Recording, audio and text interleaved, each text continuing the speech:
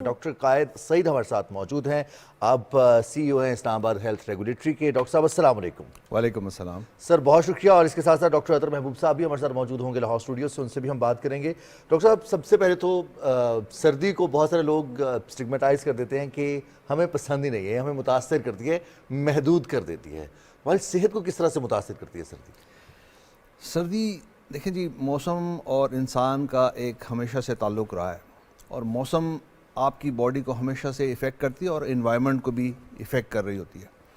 تو سردیوں کے موسم جب بھی آتے ہیں تو اس کے ساتھ کچھ وائرسز اور بیماریاں ساتھ لے کر آتے ہیں, اور اس میں ایک جو سب سے امپورٹنٹ ہے وہ انفلوئنزا یا فلو کے نام سے جو وائرس ہے, اور اس کا سیزن سردیوں میں شروع ہوتا ہے, تقریباً اکتوبر کے مہینے سے شروع ہو کر یہ فروری کے اینڈ تک چلتا ہے ان کا سیزن. اور یہ وائرسز ہر سال سرکولیٹ کرتے ہیں پاکستان میں بھی اور ساری دنیا میں بھی.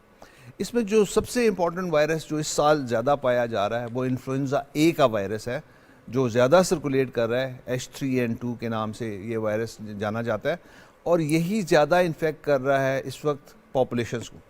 اچھا, جب بھی وائرسز آتے ہیں یا سردی آتی ہے تو کچھ پاپولیشن کے حصے ایسے ہوتے ہیں جن کو زیادہ خطرہ ہوتا ہے انفلوئنزا لگنا اور اس کی کمپلیکیشنز کے ہونے کا, اور ان میں بچے, ان میں 65 سال سے زیادہ عمر کے بوڑھے افراد, یا وہ اور پریگننٹ خواتین, حاملہ خواتین, اور وہ لوگ جن کو اور بیماریاں ہوتی ہیں جس میں ڈائبٹیز ہو گئی, ہارٹ ڈیزیز ہو گئی, لیور کی ڈیزیز ہو گئی, کڈنیز کی ڈیزیز, ان کو زیادہ خطرہ ہوتا ہے اور زیادہ ایسی بیماریاں ہوتی ہیں.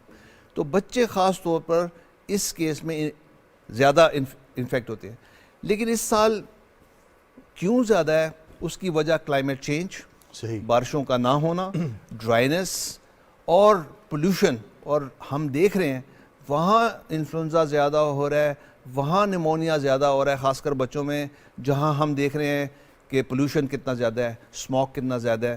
تو آپ پنجاب, لاہور کے ایریاز دیکھ لیں, آپ کراچی کے ایریاز دیکھیں, ان جگہوں پر زیادہ رپورٹ ہو رہا ہے کیونکہ ہمارا پولوشن اور انوائرمنٹ بہت زیادہ گندا ہو چکا ہے.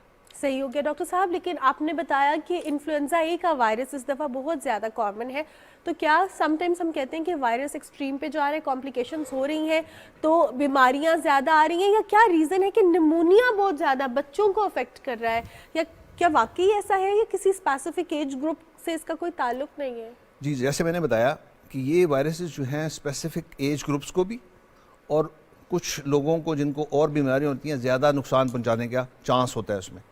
تو بچے سب سے زیادہ خطرے میں ہوتے ہیں, کیونکہ ایک تو ان کو یہ وائرسز لگتے ہیں, اور دوسرا ان کی امیونٹی اتنی اسٹرانگ ہوتی نہیں ہے, تو ان کے اندر کمپلیکیشنز جو ہوتی ہیں اس وائرس کی.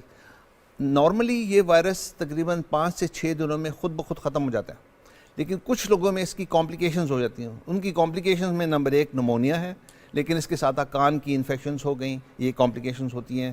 تھروٹ کی انفیکشنز, چیسٹ کی انفیکشنز, نمونیا, یہ ساری کمپلیکیشنز اس کے ساتھ لوگوں میں ہوتی ہیں. بچوں میں زیادہ ہوتی ہیں, بوڑھوں میں زیادہ ہوتی ہیں, حاملہ خواتین میں زیادہ ہوتی ہیں, یا وہ لوگ جن کو اور بہت سی بیماریاں ہیں ان میں یہ زیادہ پائی جاتی ہیں. اور ڈاکٹر صاحب ہم بہت ساری بیماریاں جو ہمیں نزلہ زکام کی وجہ سے ہوتا ہے اور اس کے سمٹمز آتے ہیں تو بہت زیادہ لائٹ اور اس کو ایزی لیا جاتا ہے کہ خیر ہے, نزلہ زکام ہے, خود ہی ٹھیک ہو جائے گا, 6 دن کا یا 7 دن کا سرکل ہے وہ پورا ہو جائے گا. ڈاکٹر قائد سعید صاحب, نمونیا ہم جیسے بات کر رہے تھے کہ بالکل ایزی لیا جاتا ہے کہ کچھ نہیں ہوتا, نزلہ زکام ہے اور یہ روٹین میٹر ہے, کہیں سے بھی وائرس آ گیا خود ہی ٹھیک ہو جائے گا, یا پھر جو دیسی ٹوٹکے ہوتے ہیں وہ کر لیے جاتے ہیں, یا روایتی اینٹی بائیوٹکس ادویات کسی ڈاکٹر کی مرضی کے بغیر ہی خود ہی استعمال کرنا شروع کر دیے جاتے ہیں. زکام نمونیا کیسے بن جاتا ہے, کتنی دیر میں بنتا ہے, اور نمونیا کے سمٹمز کیا ہیں؟ اچھا, پہلے ہمیں سمجھنا چاہیے کہ نارمل جو زکام ہے یا فلو ہے اس کے سمٹمز کیا ہوتے ہیں. یوزلی یہ ایک سے دوسرے کو لگتا ہے, اور جب یہ سٹارٹ ہوتا ہے تو رننگ نوز, جس میں یہ ناک کا بہنا, گلے کا خراب ہونا, سر میں درد, بخار, تقریباً 100 تک جاتا ہے اس کا بخار, باڈی ایکس, اور یہ تقریباً 4 سے 6 دنوں میں اپنا ٹائم پورا کر کے ختم ہو جاتا ہے. اور یہ سیلف لیمیٹنگ ڈیزیز ہے, خود بخود باڈی جو ہے اس کو ختم کر دیتی ہے, اس وائرس کو, اس پہ قابو پا لیتی ہے. لیکن کچھ لوگوں میں, اور جس کا ابھی ہم نے ذکر کیا, وہ پاپولیشن جس میں یہ زیادہ ہوتی ہیں, اس میں بچے سب سے زیادہ متاثر ہوتے ہیں. ان میں یہ انفیکشنز کے اوپر بیکٹیرین انفیکشن سپر امپوز ہو جاتی ہیں, اور وہ انفیکشنز جو ہیں وہ الٹیمیٹلی نمونیا بناتی ہیں. اب نمونیا میں ہائی گریڈ فیور، بہت تیز بخار جو 101 سے اوپر زیادہ ہوتا ہے وہ ہو رہا ہوتا ہے، باڈی ایکس ہوتی ہیں، بچے کی تکلیف، سانس کی تکلیف صاف نظر آ رہی ہوتی ہے، اس کا سانس اکھڑ رہا ہوتا ہے، اور یہ بخار کنٹرول ہونے کا نام نہیں لے رہا ہوتا. کھانسی اکثر بچوں میں ہوتی ہے، چیسٹ میں پین بھی ہوتی ہے، کچھ لوگوں میں استھما کے سمٹمز بھی نظر آتے ہیں. تو یہ جو سیویرٹی ہے ڈیزیز کی، نمونیا کی، وہ بھی بڑھ جاتی ہے، اور جو ڈیوریشن ہے، ٹائم ڈیوریشن، وہ بھی بڑھ جاتا ہے. لیکن ڈاکٹر صاحب with the passage of time جس طرح انفلوئنزا کی ویکسینیشنز آئی ہیں تو کیا ابھی تک ہم نمونیا سے جان نہیں چھڑوا سکے؟ کیا اس کی بھی ویکسینیشن ہے، مینجمنٹ ہے، یہ اسی طرح ادویات لیں گے اور پھر ٹھیک ہوں گے؟ اچھا، اب بات ہے پریونشن کی.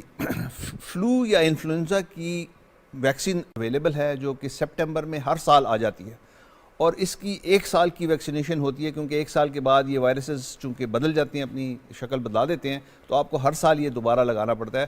تو فلو کی ویکسین سپٹمبر میں آ جاتی ہے، اور سپٹمبر میں ان سب پاپولیشن کو جن کو خطرہ زیادہ ہوتی ہے، جس میں ہم نے بتایا بچے، حاملہ خواتین، 65 ایئر سے زیادہ کے لوگ، اور وہ لوگ جن کو بہت سی دوسری بیماریاں ہیں، ان کو یہ ویکسینیشن کر لینی چاہیے تاکہ جو ڈیزیز کی سیویرٹی ہے وہ کم ہو اور ان کو انفیکشنز نہ ہوں. اسی طرح نمونیا جو ہے، جو نارمل نمونیا کے جراثیم ہیں، اس کی ویکسینز بھی پاکستان میں اویلیبل ہیں، ورلڈ وائڈ بھی ہیں، وہ بھی لگائی جا سکتی ہیں. ان کو بھی ہر ایک کو لگانے کی ضرورت نہیں ہوتی، لیکن وہ پاپولیشن جن کو خطرہ زیادہ ہے، جس کو ہم ڈسکرائب کر چکے ہیں، ان پاپولیشنز کے لیے وہ ویکسینز اویلیبل ہیں پریونشن کے لیے. اب بات ٹریٹمنٹ کی آتی ہے کہ ایک بچے کو یا انسان کو جب بھی نمونیا ہوتا ہے تو اس کو کیسے ٹریٹ کرنا ہے. وہ یوزلی گھر پر ٹریٹ نہیں ہو سکتے، اس کو ہاسپٹل میں ٹریٹمنٹ ملنی چاہیے، یا اچھے ڈاکٹر، مستند ڈاکٹر کے پاس لے جانا چاہیے، کیونکہ وہ اس کو پھر پراپرلی ٹریٹ کرے گا، جس میں اینٹی بائیوٹکس اور باقی ساری دوائیاں بھی شامل ہیں. صحیح.